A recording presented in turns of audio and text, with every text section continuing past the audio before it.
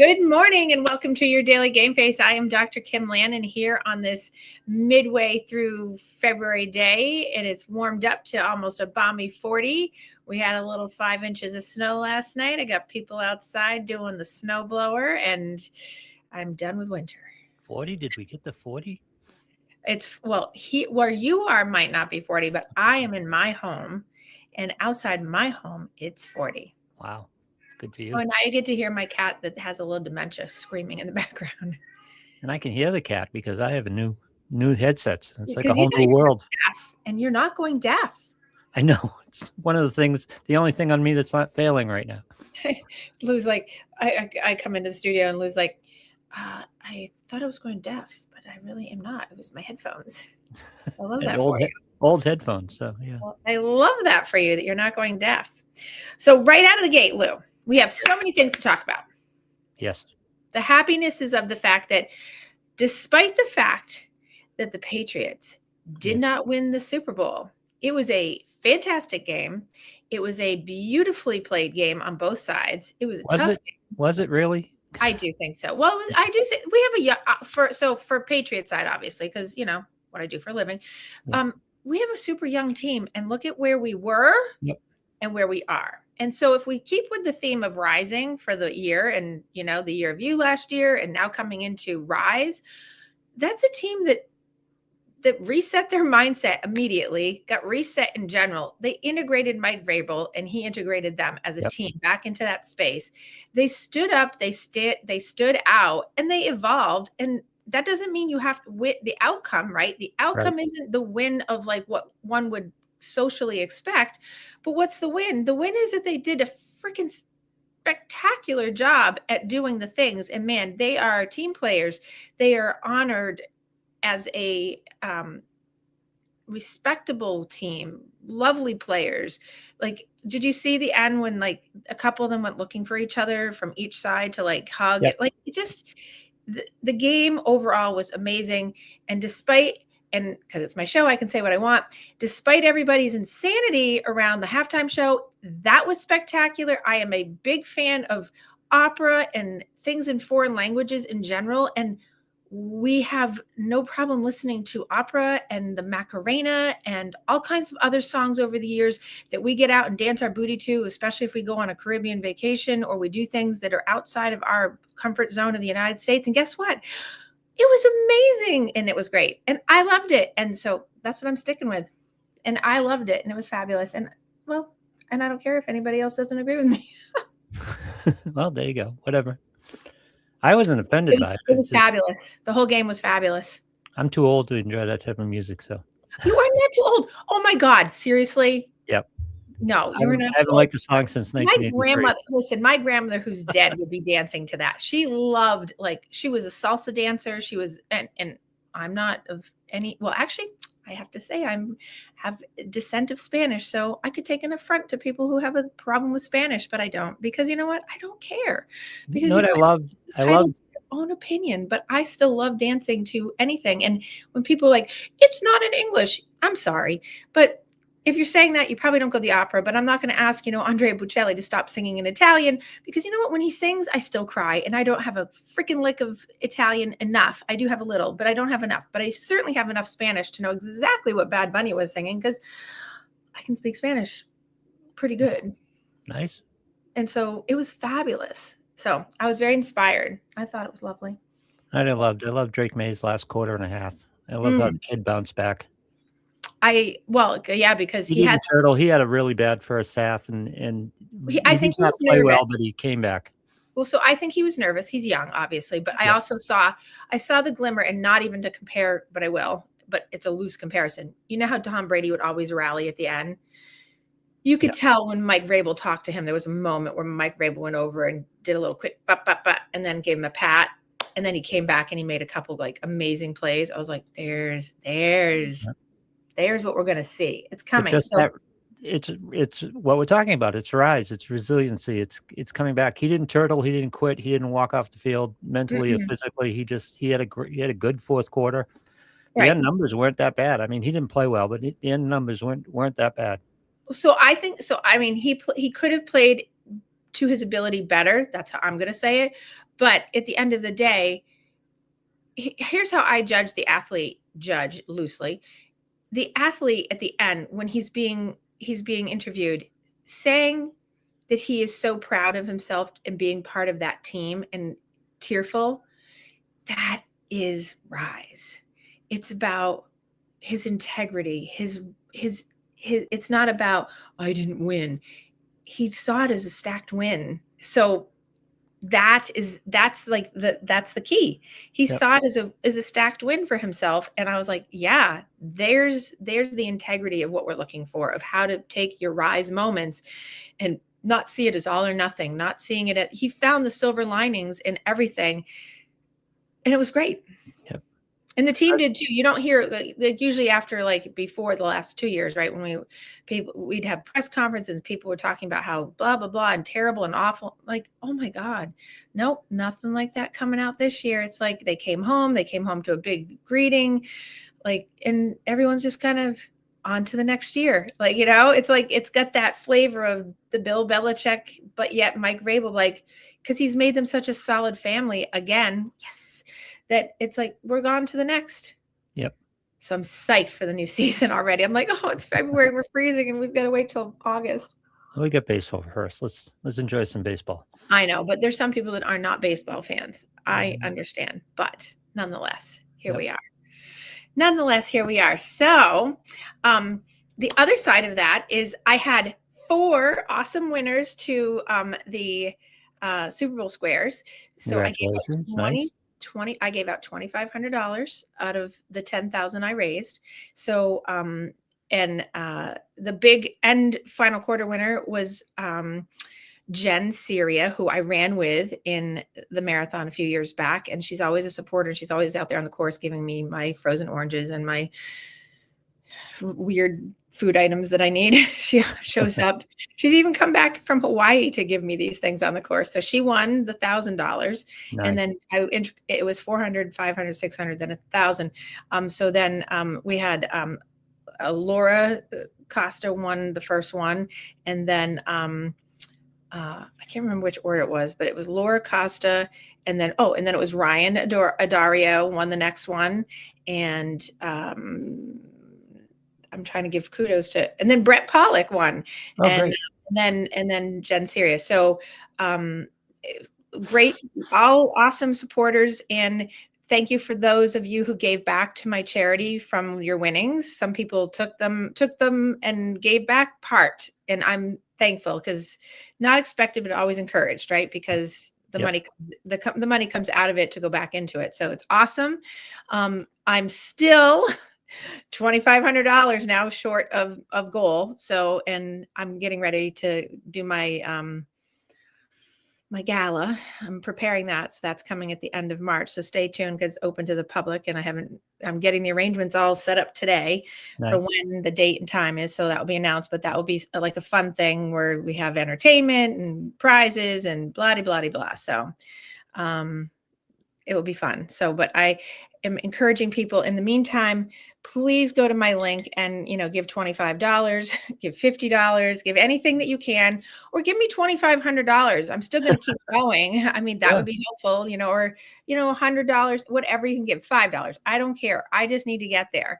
I have 69 days till the marathon, and help. Oh, and on top of it, over the weekend, I broke my toe. Oh God. That's going to cut into your training, isn't it? It did. It killed my training over the weekend. I smacked it hard, and yep, I've got it all bound up because I broke my toe. Was it because of a cat? Nope. I kicked a weight bench, a metal weight bench, with my third toe on my left foot. Oh God. Yeah. And I was like, there was a lot of swearing. And a lot of hopping.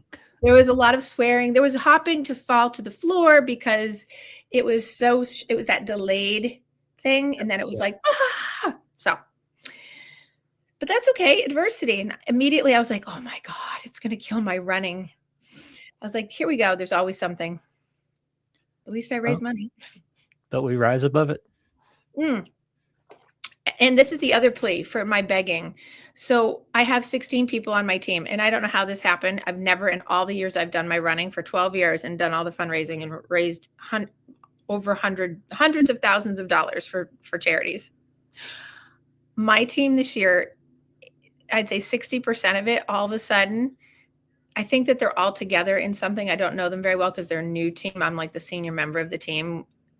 That woman that had the $25,000 donation, good power to her. So I was like, okay, so I'm racing against time to because I'm competitive. 6 people last week all of a sudden went from $0 to $15,000, one donation. Wow. I'm like, well, there we go. And meanwhile, the rest of us are piecemealing it together. Good so Lord. That's adversity. That's rising because the rest of us are hauling ass to get. This is what most people do. We don't get to have someone just donate. Yeah, that's what you need. A big corporate donor. I would love a corporate donor or someone that just wants to dump more money. And no, it's tax write-off, like yep. tax write-off. So people keep asking me this past week, they're like, why don't you just give to it? And I'm like, no, I already give. Well, I give enough. Yep. I give. So, and I did tell them, they're like, well, what's the big deal? I'm like, well, because if you don't hit the minimum, they take it from your bank account. Oh God. All right. So, but I'll get there. It's just, yep. All these things. I'll be worried about it if I don't get there in the next month, but. How many days to the marathon now? 69. 69. Yeah. 69. Hopefully you're not running in snow. I know, right? Remember 2015? We were talking about yesterday. 2015, yep. It started snowing on my birthday, and every Saturday, it was a Saturday, every Saturday for 8 weeks in a row, right up until the marathon, we were having a foot or more of snow. And I remember running on the carriage road. If no one ever has been to Boston and knows what the whole Heartbreak Hill 6 miles looks like, it's a carriage road that goes up the side of it that you can practice and train on. And there were 8-foot piles of snow, and they were like that all the way up until the marathon. We have pictures from that year, from 15, just the amount of snow. And I'm like, oh my God. If I'm not mistaken, 2015, it didn't start till the end of January. January 27th. January 27th. I know that. So anyway, the other thing that I'm going to start promoting, just so that people know, is I'm getting ready to have a retreat. And I'm hosting a retreat. I'm not going to retreat. I'm hosting a retreat. I'm putting on a retreat that's coming at the end of May. So I'm giving a little teaser out there that I will be putting out something for people. It's a Friday to a Sunday. It will be up in New Hampshire at a beautiful inn. It's going to be a refresh retreat, soul fulfilled, weekend of really reconnecting yourself to your interpersonal, I'm trying to think of the right words, the interpersonal, internal soul place that you need to be for peace and have your peace bubble. And it's for Rise. So I will be bringing more information about that as we go. I have a lot of things in line here, so they're coming. This is out of the year of me turning it into all the things that I manifested last year coming to fruition this year. Don't be all speechful, Lou. No, we're getting contact from me. So you're getting what? Getting a little echo from me. Oh, I do not hear an echo. So I'm hearing it. Oh, does that mean you're going to speak less? Who knows? Okay. So anyway, so now back into our topic from last week. We did get a little off, but I have to finish this topic because, of course, it's on topic, but it's just a little sidebar. So we're talking about being outgrowing your colleagues, your friends, your family, your relationships, right? And how when you're growing and changing and rising, it can really cause havoc sometimes in people around you. So the more I have been thinking about it, because this is also my prelude to the book I'm writing, because this is part of my manifestation this year, Rise, for me. So the outgrowing of others is what I consider probably one of the most quiet and actually probably one of the hardest, most painful, if we use that word correctly, right?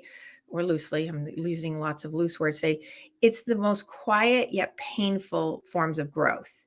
Because when you're outgrowing someone else or people or families or whatever, you're sort of doing it alone in a lot of ways because you still technically, most cases, especially people I've been talking to, they still care, they still show up, and they still wish things could come with you or people would come with you or things like that. But what happens when people don't follow through on this is that they end up shrinking back into the issue of the non-growth of people, and then they get resentful and harden their heart. So when we try to think about how to rise in these situations when we're outgrowing someone or we're just moving forward, maybe it's not even outgrowing, maybe it's just you're moving forward and other people aren't moving with you. We want to find a psychologically sound way to navigate it without actually shrinking ourselves back into this place that we didn't want or we felt uncomfortable or felt toxic in or whatever you deem it as, and without hardening your heart of resentment, right? So the tools that I would give towards this, of course, eventually, hopefully my book will span this out further, but I'm giving people the guidelines here is the first thing I would say is naming what's actually happening in your private mind first, right? So oftentimes when people talk to me about this, they think if I outgrow someone, they feel like they're doing something wrong. They feel like they're betraying someone or something. They feel maybe like they're abandoning someone because they're detaching, or they feel like arrogant. And I use that word not in the same way of like narcissism, but they feel like, oh, I'll have people think I'm better than, it's usually a difference, really, truly. It's not about betrayal. It's not about abandonment. It is about detachment on some level. It's not about arrogance. It's usually about a difference in people's capacity, their willingness, and their readiness, right? So I have said for years, and if a client ever jumps on and ever says anything, they would be able to attest that I often will say when people are talking about, detaching and getting some boundaries set and doing some growth for themselves, I'll say, the people aren't coming with you because they lack the capacity.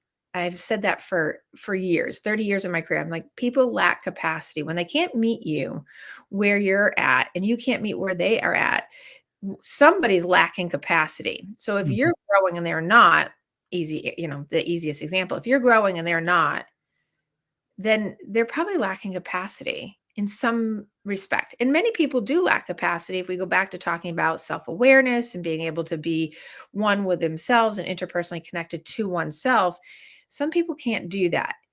Everybody actually can, but some people don't want to because it's hard, it's painful, it's too much work. And it's also scary for a lot of people because they have to face a lot of ghosts, demons, things that they don't want to deal with. So then the growth isn't there. So in that vein, they lack capacity. Now, there's other ways to lack capacity in growth is that people just don't have sometimes the resource base, and that's what I call it. They don't have the resource base. They didn't grow up with the resources of knowing how to do something like that, how to be present and how to move forward.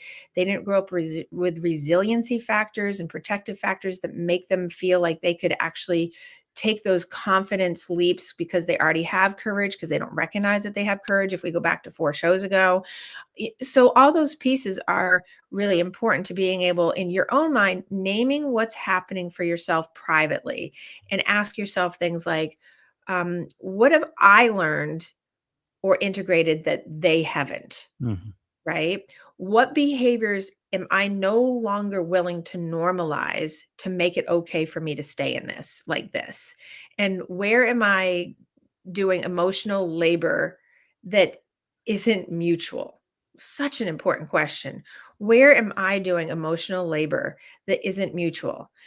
If you are in a relationship, friendship, relation, whatever, and you get reactive every time and you want to run away every single time because you get so upset, it's a clarity point that is so evident for a person that that's a relationship that you have probably outgrown because the person's not growing with you. That every interaction, you see this a lot in narcissistic romantic relationships, when you have outgrown it and every time you have an interaction you feel like you just want to run away because it's so painful or so toxic, you've outgrown it. And so that clarity prevents when you have clarity about, what I've learned or integrated that the person hasn't, what behaviors I'm no longer willing to normalize, like I will not tolerate this person crossing my boundaries. I will not tolerate this person treating me like this. I will not, all these things. And what you're doing is emotional labor that's not mutual. Like you're doing more, if you're doing more work than the other person, just like in therapy, if I'm doing more work as your doctor than you're doing, we have a problem, right? It's the same kind of thing. So the clarity of understanding this, of what's actually happening in your own private peace bubble, prevents you having any kind of guilt about moving forward. Making sense? Making sense so far, yes. Okay. No comments? Again, my audio is a little iffy, so I'm Okay. trying to limit Oh my God, myself a this is so wonderful. little bit. I'm kidding, Lou. I have no swords up today, my friend. No, I understand. I'm just not used to you having comments. I'll So, have fun. okay. But I worked hard on trying to really clarify this one, because I am trying to write this for a guide for people. And also because I really want this, because I've been talking about this for 30 years or more, but in my practice for 30 years. And I really want to bring this to people and have them understand, like, you can do this, you can rise and make it successful. The next piece of sort of moving forward, to get around the growth thing, is stop over explaining your growth. People feel compelled to have to defend what they're doing, right? When you outgrow something or someone, explaining it over and over often creates distance, not understanding. Um, I had someone on social media the other day, and no offense, but this is the term, right? Mansplaining something to me. Yeah. And my response to it essentially was, your insecurity is noted because you feel you have to mansplain. Thank you. That's a sewed up. And that was it. And he never responded back. So, because it's a boundary, right? So you don't have to over explain your growth. So if you're in a growth space and you have a level, doesn't mean you're better than, but if you have a level of knowledge, understanding about your own self, it doesn't mean about anything else. But if you have a level of where you're at and you are there, you don't have to over explain anything. You just have to be you. Growth, you know, explaining that concept of explaining more to someone and trying to prove to someone that your growth is where they should be. I have clients that I talk to about this. I have one client that I've been talking about this for like 20 plus years, because it's a constant thing for him, that he's always like, but I just need her to understand. I'm like, no, you don't. You Right. want her to understand. And she hasn't moved in 20 years. She hasn't moved on a dime. So all it's done is it's created distance, right? And why? Because growth is scary for people, and growth can sound like judgment to someone else who, one, doesn't want to grow, or they Yep. feel stuck themselves, or they feel that a lot of times people won't be able to articulate, but they feel like they lack the capacity, and then it becomes an embarrassment and shame thing for them. So when you explain and explain and explain to try to prove your point of how growth would be helpful for them, their growth conversation with you sounds like, I'm doing a lot of air quotes today, their growth can sound like judgment on them, because they feel stuck or they feel like they can't, which is not a word that we use, right?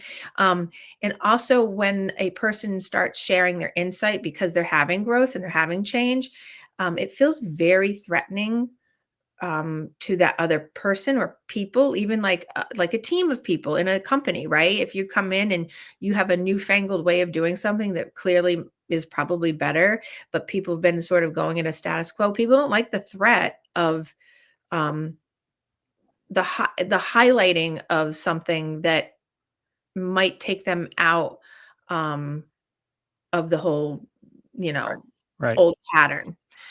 I just got sidetracked for a second, because across my ticker, I'm following this. Across my ticker on my computer, um, TMZ just got a letter that said that they have identified who Nancy Guthrie's kidnapper is. And so I got sidetracked because I had a lift of my eye to the ticker.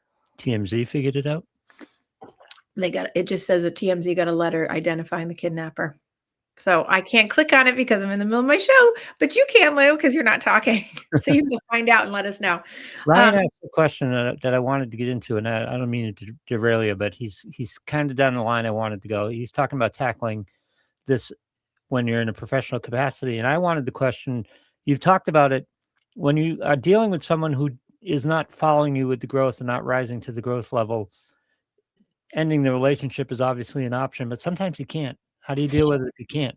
And in a professional capacity, I think that's what Ryan is getting at. You really can't end that relationship. You kind of have to deal with that. Right. So I just saw it come up on this. So how do you, Ryan's question, how do you tackle, by the way, welcome, Ryan. Thank you for joining. How do you tackle issues where someone is lacking growth in a professional capacity, particularly if you are the one in charge of developing them as a professional? So in short, and I'm sort of going to go through this today a little bit, but in short, to answer that question is, if you're in a professional development role and you're supposed to be the guide, the supervisor, the person who's leading the person, right? I mean, there's infrastructure, obviously, there are policy things in the company. I know types of places that Ryan works, right? So those kinds of things. But actually, one-to-one interaction with someone that's lacking the growth is being able to have a conversation with them that's very microscopic, like we've been talking about over the past few weeks, is, hey, I want to be able to help us, get you further along down the road here in blah, blah, blah, fill in the blank, like pick something really specific. And here's what I was thinking. What do collaborate with the person? What do you think about doing it this way or trying this way? So you're not telling them like, or punitively saying you're not doing, therefore you're going to have like a merit crush on you. More about having an initial conversation. Hopefully this is at the beginning, not somewhere down the line, but something to the effect of, hey, how do we get this particular issue moving forward? I'm noticing that A happens or A is going on and B is what really needs to be going on. And how do we get that to happen?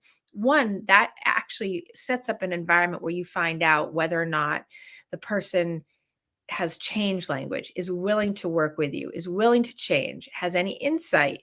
So you have to start at the very base of that to find out before you get into corrective measures and going on forward how to do that. Once you get that sense of where they're at and you get a sense, then you can establish the next step, which would be, okay, if they're not wanting to change or they're not willing or they're very stuck, then you actually have to address that. If you're in that position of managerial or supervision of that person, you say it's going to be really kind of career limiting, maybe ending, but we don't say that. It could be career limiting, Bob, in that if you aren't going to be able to do this, this is probably going to be a struggle for you, and we should really address that. Like I say in class, and Ryan, you've probably heard me say this before in life, that if you're not going to be able to grow with me and you're not going to be able to do this, this is probably not the right thing for you. This isn't the right career path. This isn't the right place for you because we're not going to be able to work together. I mean, that's inevitably what would come. But you can do these things that are not having to be these hard hammers down on people. You can just kind of microscopically step each moment, and sometimes this isn't weeks, this could be in a day or two or a whole week of just having this conversation to say, hey, we really need to collaborate here, and kind of lay out groundwork for that. It's an ethereal answer for an ethereal question, kind of, because it's a hypothetical without context. So that's my easiest answer without any context specifically. But it's an advantage to have that predefined role as being a teacher or a manager or a leader. Mhm. And it's also having that predefined experience because that gives you I want to say the upper hand, but that's the wrong term. That gives you the ability to have those conversations, hopefully without them being too insulted, because you have more experience and you have that role of developing them. Doesn't Right. always happen in personal relationships. Exactly. Well, and that's where I think that when you're talking about that piece that I was saying about over explaining growth in a professional capacity, one of the things, there's three things that come to mind like quickly. Hopefully I'll just remember them because I just had them in my head.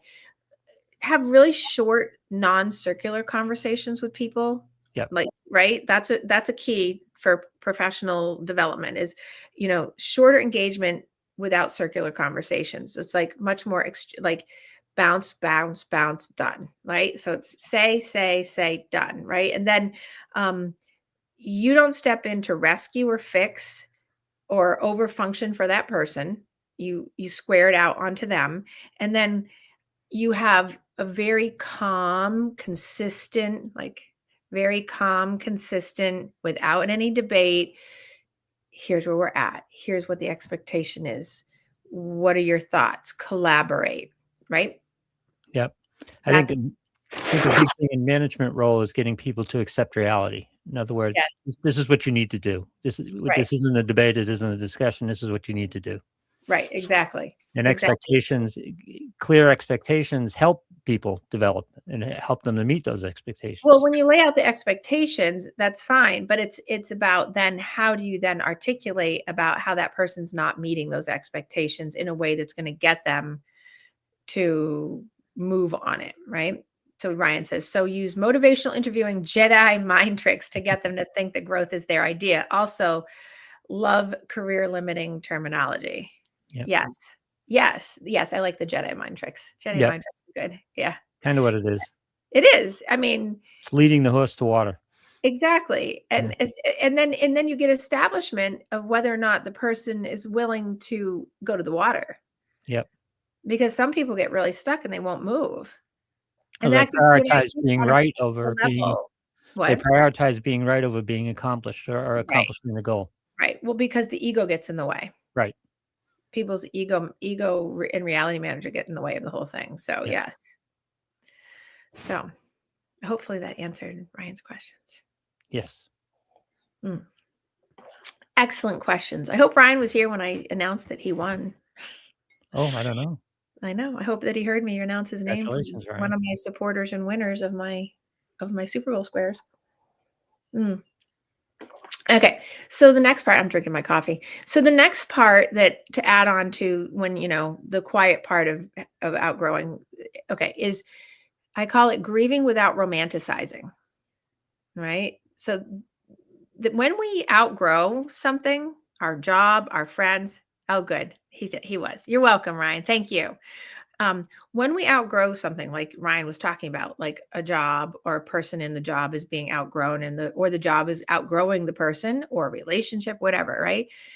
It's a loss on many levels. So even even if no one's doing anything wrong per se, and the relationships aren't a good fit anymore, professional development isn't a good fit anymore, a school system isn't good for a kid, and there's so many. It's a loss, right?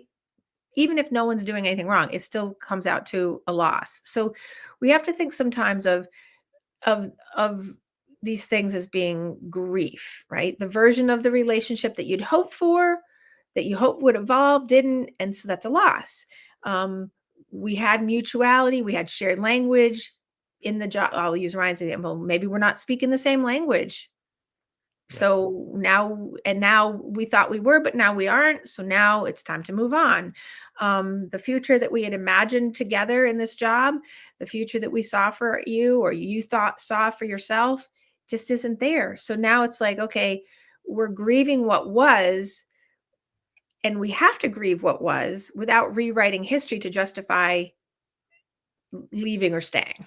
Yeah. Right. So, I mean, that one's like one of my cut and dry easiest ones. It's like, this is a loss, whether it's in Ryan's example or it's in relationships or it's in whatever families, but loss is loss. And people often think of loss only in death, but sometimes relationships, not sometimes, many times, most of the time, relational deaths, even in job situations, are grief because Mhm. it's loss, especially if you've enjoyed it, or especially if you have been there and you've really enjoyed something about it and you thought it was going to be this thing, but it's not. And so it's important to be able to just go through that process. We're back to acceptance, accepting the reality of the loss instead of fighting the reality. Right, which people love to fight Yep. Oh God, yeah. because it's the way that they preserve their ego, when in fact their ego would be better preserved if they didn't fight. Yep. It's a hard lesson, but it's good when you learn it. Okay, the next one. All right.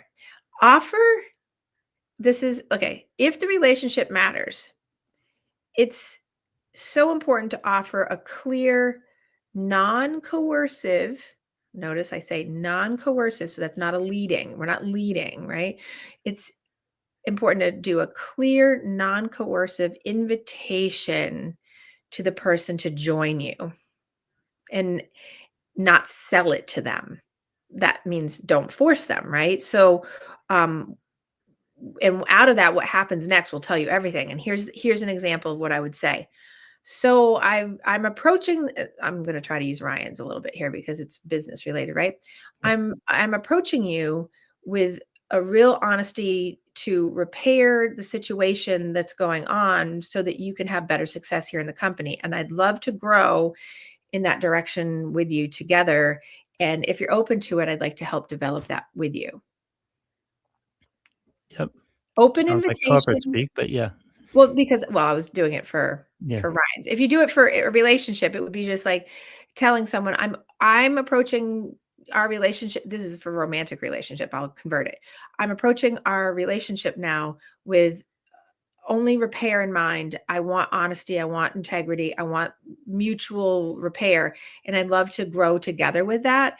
And if you're open to it, great. If you're not, then I have to let you know that I'm not going to be able to continue probably in this. And so that's it. Don't sell it. Don't overtalk it. Don't do whatever you feel like you have to keep rambling on about.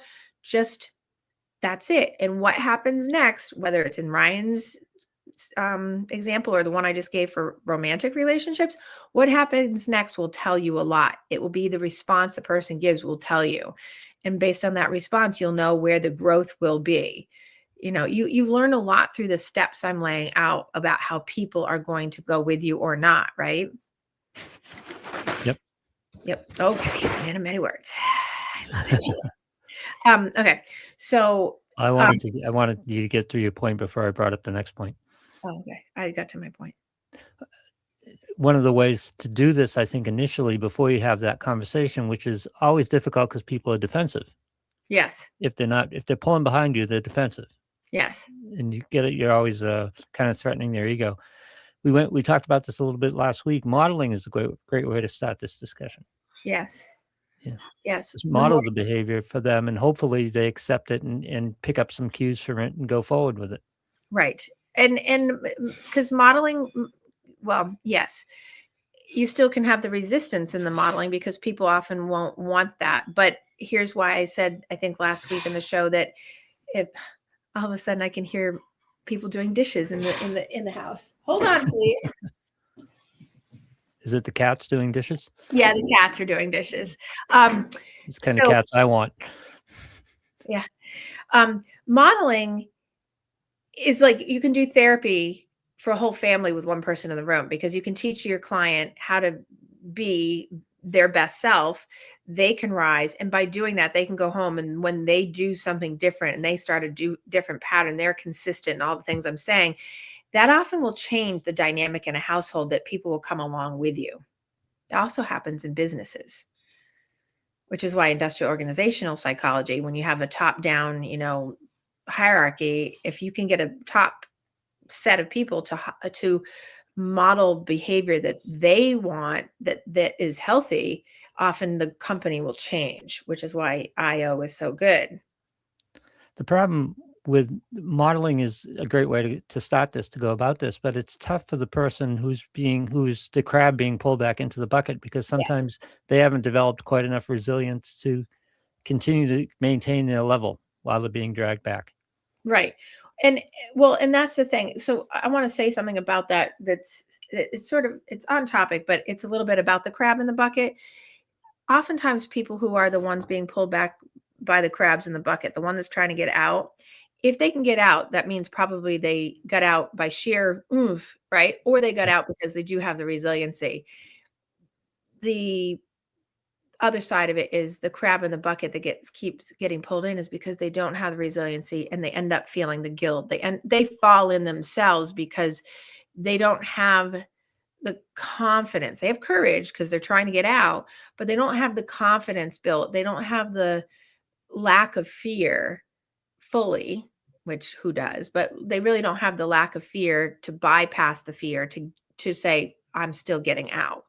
And so they get pulled back in over and over. I mean, I've given examples over that, with students I've had, that family members have said, who do you think you are? You can't be better than any of us by thinking you're going to college, and then they quit.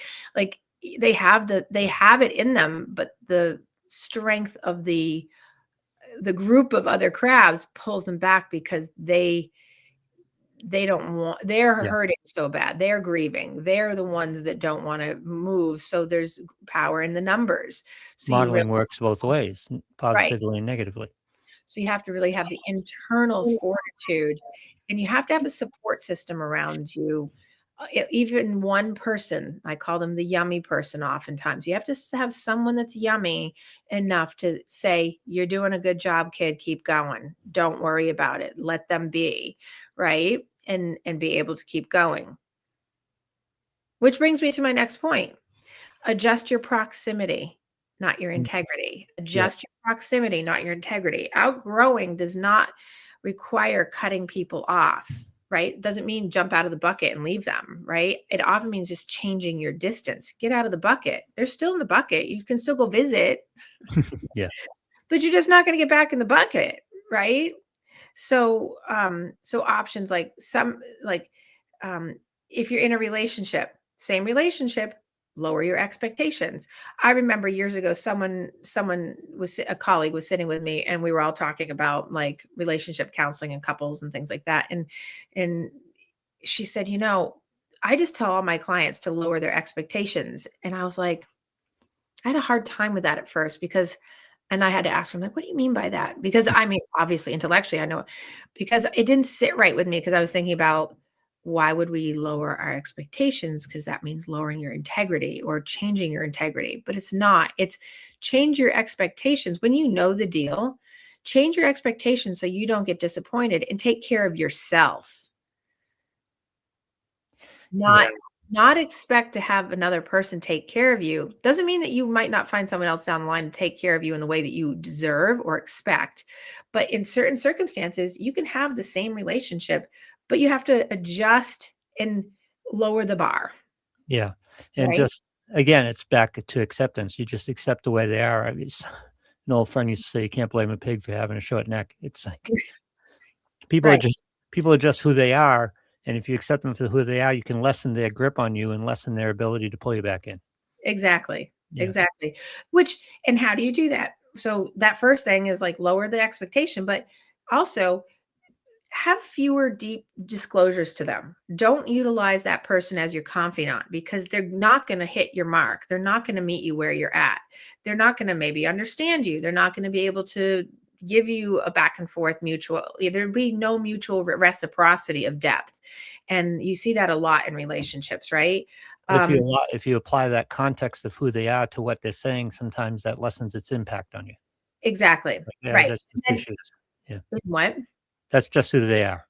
Right, exactly. And you have to get to know the person well enough, and hopefully not before you're like totally like ripping your hair out, to figure out that that's where you need to be. Because Uh, often it damages it when you take it personally, but when you understand it's not about you, it's about who they are, they that are right. lessens the impact on you. Right. Well, and that's why in like romantic relationships, when people say, if she loved me, if he loved me, he would No, not what mm-mm, it's about. no. I That's what I always say to my couples. I'm like, nope. If he or she loved you, doesn't mean squat. It has nothing to do with anything. Because But it's that's putting your context of love and how you behave on right. them, which doesn't always fit. Mhm. Exactly. So that's where you go into fewer deep disclosures, which becomes, I have couples tell me all the time, well, that's not satisfying. I'm like, well, that's telling you something, right? That doesn't mean, I always say it's much easier when you're not married to jump out of these things, right? When you're a married couple, it's a little bit different because it becomes lonely, which is a whole nother show, right?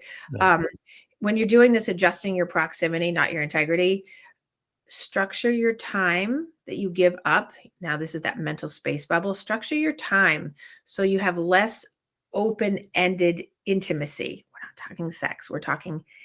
connectedness.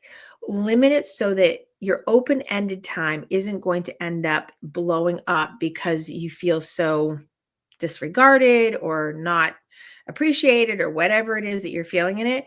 The more structured time you make, like doing something where you don't have to deep disclose, you don't have to have like big expectations, you just have really limited open-ended intimacy, It's going to preserve your integrity of yourself. And then you're not going to feel as disappointed or as disconnected or as abandoned or whatever it is you end up feeling in this, because you're growing. Right. Um, and then this sounds, I have a couple clients that laugh at this because they're like, are you serious? And then they go do it and they're like, oh my God, that worked. This is about share activities, right? Without sharing any process about them. Okay. Just go bowling, That's me. just Yeah. go bowling to go bowling, go golfing to go golfing, go to the movies to go to, and then don't talk about it. And people are like, but that's not fun. I'm like, well, but the person you're with isn't able to meet you where you're at. So if you want to do those things and you're just giving yourself proximity of distance without losing your integrity, that's what you need to do. Yeah. Does not mean it's a perfect, this is not a fix. This is just about adjusting to your growth so that you can keep growing while another person isn't growing with you. And it protects your growth without punishing their whatever they're doing. Yeah. Well, Makes sense? structured activity limits that open-ended time where you get into problems. Right. Exactly. Exactly. Which then, if we're doing that, it releases us to the next part. It releases us for the need to be understood. There's so many people that talk about like, I would rather understand you than be understood myself. I do that. And if you're watching, I do that because I have heard so many, like I call it old school psychologists, tell people like, try to understand him from, right? Okay. Yep. You have to release the need to be understood. And this is, I would say, the hardest part. And going back to that client I talked about earlier that I've had for 20 years, he tries so hard to convince, he over-explains, he mansplains, he does. And he's always trying to, he has ego that's very damaged from his own childhood. So he always feels the need to explain to everybody, but particularly in his relationships, right? He's grown a lot and she hasn't grown with him. So the hardest part is that he's constantly still working on, he wants to be understood. I said, you have to let go of the hope that you're going to be understood and stop trying to prove yourself to her, because you're still trying to prove he has some dad issues, right? So he's trying to prove to his dad through his relationship that he's right. He has a need to be right all the time. Like you may never be fully understood by this person, because you've outgrown them and they haven't grown with you. And they've told this particular person, and I've had other people like this, they say, I'm not changing. They specifically say, I'm not changing. Yeah. That should tell you something when someone says, I'm not changing, right? Yep. So understanding for a person, for you, like if I needed you to understand me, understanding would require you to confront your own stagnation.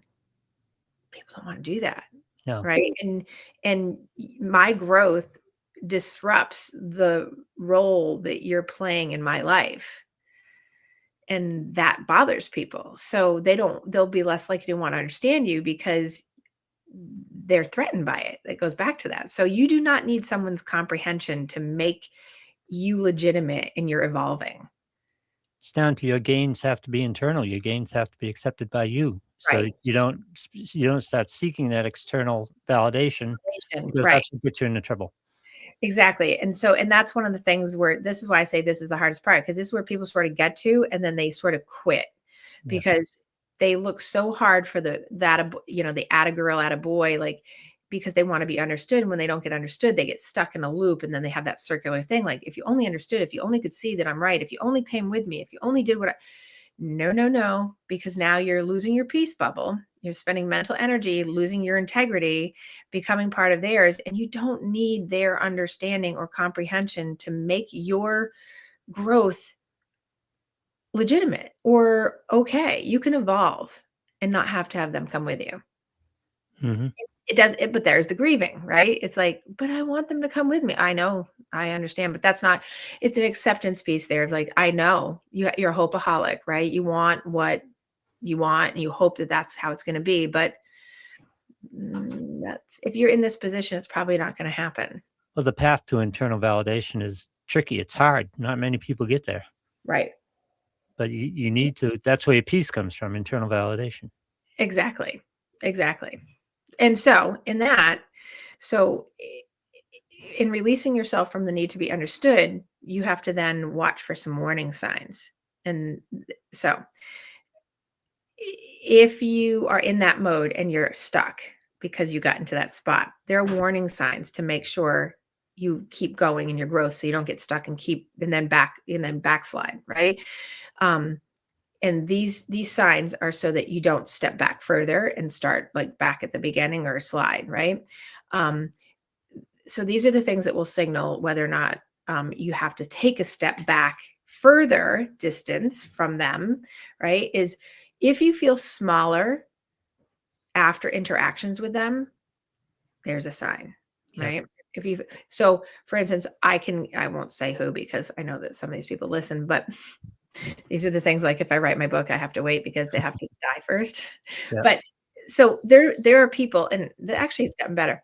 There are people in my life that I've gotten into a place with where like I have to have very small interactions and had to distance way back because I learn because every time I'd be around them for even 5 or 10 minutes, it would take me 2 or 3 weeks to recover from that. Yeah. I'd be reeling from that. Yep. So being really mindful that the smaller interactions help you because you know that if um, you feel small or you feel stressed out after you've had an interaction, that's your sign that you've got to back it out. Yep. Right. The next one is if you feel like you're self censoring to keep peace, that's a sign, right? Mhm. Like, I'm just not going to say anything. I'm not going to do it. Like, oh, there's so many people that do this, right? And yeah, could give so many examples, but I'm going to let it sit, right? We all Um, know. when the repair is one-sided, obvious one, right? When you're in the repair mode, but the other person is in like destruct mode, Yep. that's a sign to back it up. When you have curiosity is meant with some kind of contempt or defensiveness towards you, like if you say something like, well, I was wondering if we could talk about it, and the person's like, ah, well, that's a sign to back it up, right? um, and when you set a personal boundary, like I'm not allowing you to do this anymore, I'm not allowing you to talk to me like that, or I'm not allowing whatever, when you set a boundary and then it gets framed, and I say it framed as you know, something like you're being cold or you've changed or you're not being nice, Yep. that's a back it up statement, right? So growth should not require you. Here's the takeaway from this. Growth for you should never require that you self-abandon. If you self-abandon, then you've lost your growth in that moment. Doesn't mean, but note to yourself that if you self-abandon for someone else's warning signs that you see and you give into it, like you're censoring to keep the peace, or you feel smaller and you keep going right there to it, or you keep trying to repair when the other person isn't in repair mode, you're self-abandoning. Yep. And so I tell my clients all the time that you're gaslighting yourself. They don't need to do it for you because they've taught you how to do it to yourself. That Like, shouldn't that's a situation that should never be. You have to give up yourself to be part of the relationship. right. And the unfortunate truth is that people do Yeah, constantly. all the time. Like this is not like a unique thing. It's like a daily thing for so many people, right? This is why I'm talking about it, right? Because they accept the fault. Again, it's lack of internal validation. No confidence in their own, in their own position and who they are. Right. So with that being said, sort of my takeaway in how I would summarize all of this is that I want people to anchor to this truth. Anchor yourselves to this truth that in your growth, you are not leaving people behind. They might say you are, but Yep. shut that ear off. You're not leaving people behind. You are refusing to leave yourself behind. I like it. You are not going to leave yourself behind, and you are not leaving people behind. Most importantly, you're not leaving yourself behind. So if someone's like, you're growing, you're leaving me. Now they're abandoning themselves. Yep. Not your problem, even though it is, and maybe in the moment, it's really not, right? As long as you're not abandoning yourself and you're not leaving yourself behind and you're not gaslighting yourself into staying into this loop, and you use some of these techniques, that will be very solid in terms of that anchored truth that you are not leaving people behind. You are refusing to leave yourself behind. Repeat. You are not leaving people behind. You are refusing to leave yourself behind. You will not abandon yourself in an effort to be with someone else or to be there for someone else. And this is what I said, I think, in the last show. And I say this to my clients, and I teach this as well. And people could attest to this because this is tried and true. Three things happen with growth with people. Some relationships will grow with you, which is rare. Yep. Some will remain meaningful from a distance and stay the same. Very common. And some end, sometimes in anger, sometimes in not, but some end and regress and go backwards. That happens a lot. Bro, right? Those are the three things I for sure know. And there's nothing you can do about that, but you have to know that those are the three options that usually happen. And I'm always hopeful, but there's a point when I tell clients that we can't be hopeaholics. We have to let go of the hope that someone can change and grow with us. All right, time to go. Oh, wow. It's time to go. I just got shut off. All right. Thanks, Lou. Sorry. All right. You guys have a fantastic week. Thank you. And I will keep going on with our rise and growth. And have a wonderful week. Thanks, Lou.